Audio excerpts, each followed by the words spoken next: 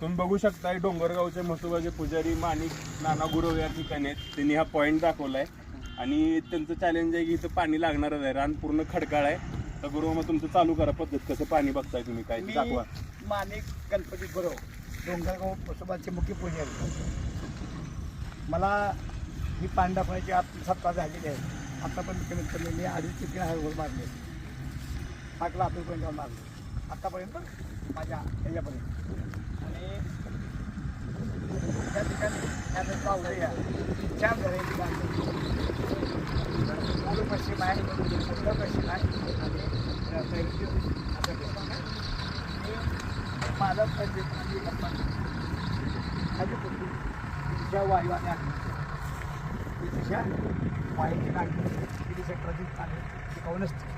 पण जर ह्या पाणी पूर्वेकडे लागलं तर पूर्वेला असते इंद्रशील भरपूर पाणी टाकलं. तिकडे लागलं तर जास्ती वळून शिव. तिकडे लागली तर शिवशिर असते. ह्या बाजून लागलं तर यमशिर असते. असं ह्या शास्त्राला आदेश आहे.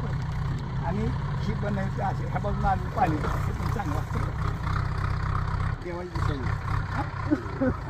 त्यामुळं या 4 मध्ये समजा आपण 2 तोडलं किंवा 3 तोडलं पाणी लागणार. बघू आता गुरुमामाची परीक्षा आहे. 100% गुरुमामाची परीक्षा आहे, डोंगरगावच्या गुरुमामाची परीक्षा आहे. इंस्टाग्रामवर जाणार आहे. हे बघ, आणि माझ्याकडे मी नारळ ही लाकडाचा लाकडाचा आकार त्याच्यावर पाणी टाकू शकतो. हा, लोकांना सळेमाल चालते, कोंबडीचं अंडं चालतं, लिंबू चालतं, पाण्यात तांब्या चालतं. बरं का मला, हां एवढ्या पॉईंटवर मी पाणी टाकू शकतो. आणि ती मी आता हे आकाराचं लाकूड आहे.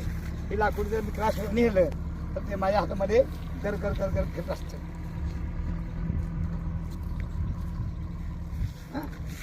हा नारळ घरावरती मला माझ्या जो असला त्या उभा राहतो. थोडा नारळ point.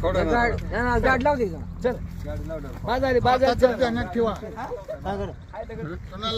त्या गाडीला अडकू आता जाऊन चालत नाही मी नाही. चालू पूजा करून